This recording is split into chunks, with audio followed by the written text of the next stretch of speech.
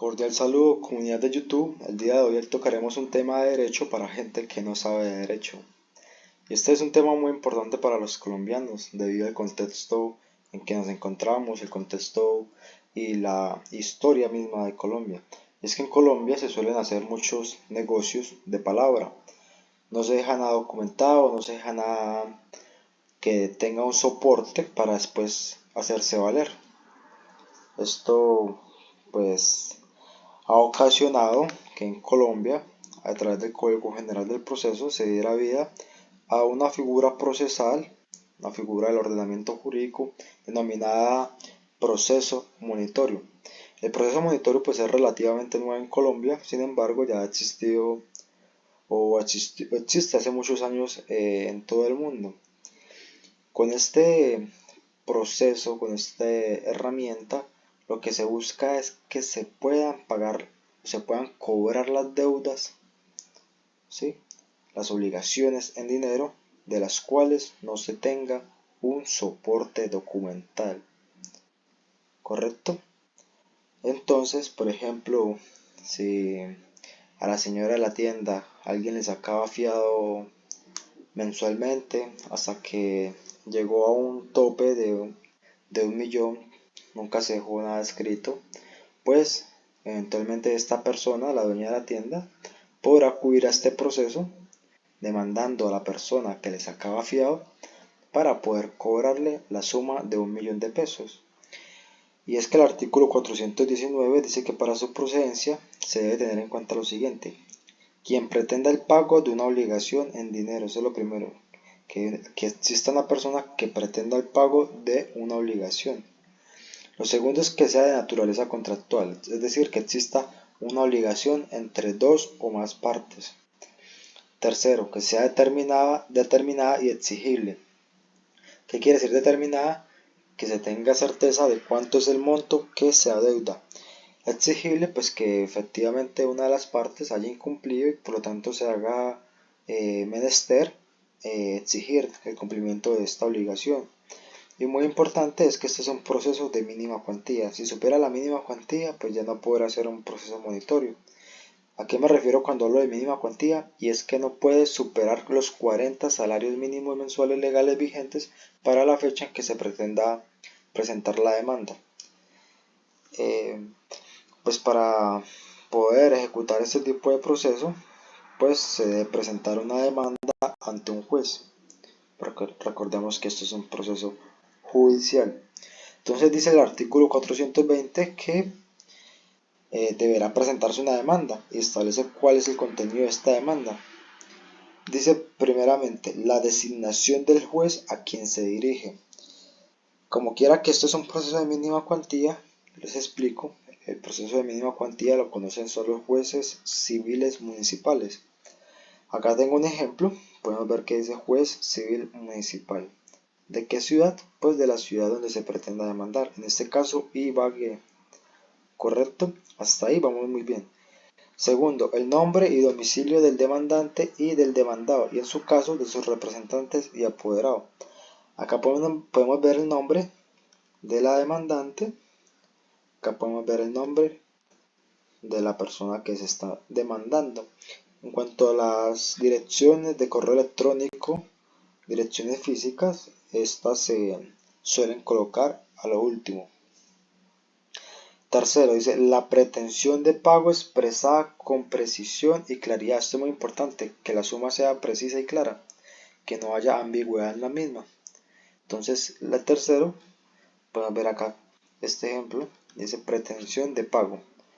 Acá lo que solicitan es condenar a la demandada, a la señora Luisa Guarín, a pagar la suma de 530.000 pesos.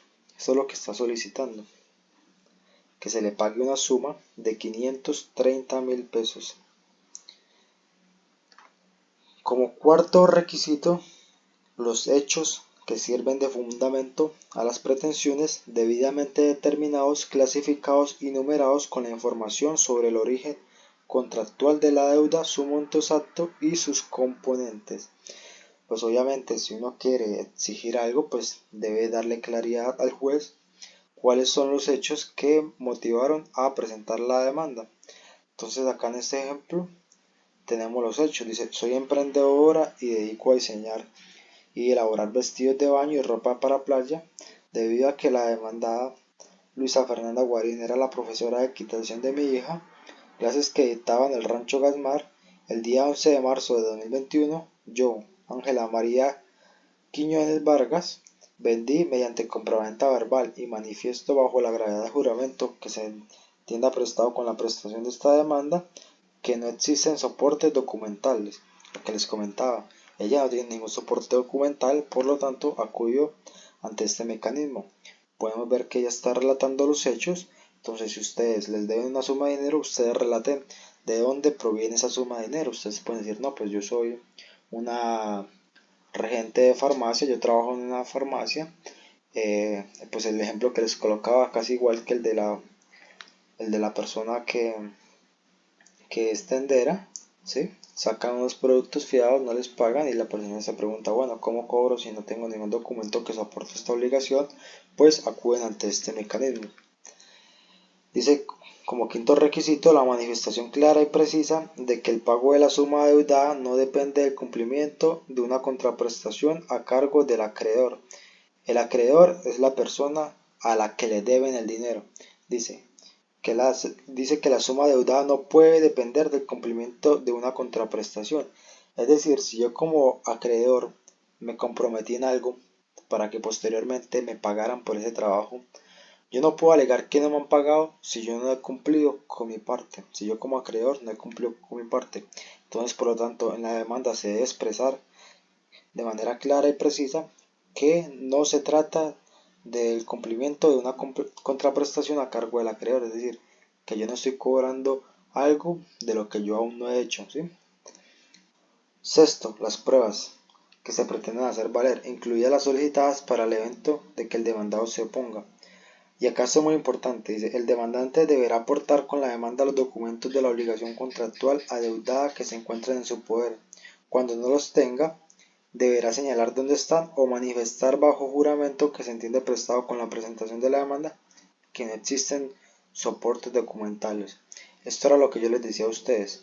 Acá ustedes pueden presentarse sin la existencia de ningún documento que sustente o que soporte la deuda, porque precisamente esta es la naturaleza de este mecanismo, que las personas que no tengan un soporte documental pues pueden acudir a este mecanismo.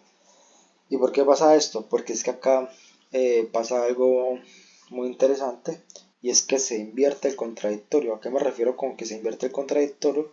Es que la persona a la que uno está demandando es la que tiene que entrar a demostrar que él no debe nada, ¿correcto? Ejemplo, yo demando a Pepito Pérez para que me pague la suma de 1.000.000 de pesos. En este caso, si yo tengo pruebas, las aporto. Si no tengo pruebas, expreso bajo juramento que no existen soportes documentales y entonces es Pepito el que tiene que entrar a demostrar que él no me debe la plata a mí. Y ya terminando, dice el lugar y las direcciones físicas y electrónicas donde el demandado recibirá notificaciones. Esto es muy importante porque pues la persona a la que está demandando, ustedes deben enviarle eventualmente el auto que le diera mandamiento de pago, deberá enviarle la demanda, pues para que él tenga conocimiento de qué es lo que está sucediendo. Importante, si ustedes no conocen un correo electrónico de la persona, si ustedes no conocen una dirección electrónica o física, este proceso está muerto, no se puede hacer nada. Y 8, como octavo, los anexos pertinentes previstos en la parte general de este código. Los anexos pueden ser, en caso de que ustedes presenten a través de un abogado, puede ser el poder, entre otros. Entonces, básicamente, esos serían los requisitos de la demanda. Ustedes, organizando esto, pueden acudir ante el Palacio de Justicia del lugar donde se encuentren, de su pueblo, de su ciudad, y dicen que van a radicar una demanda.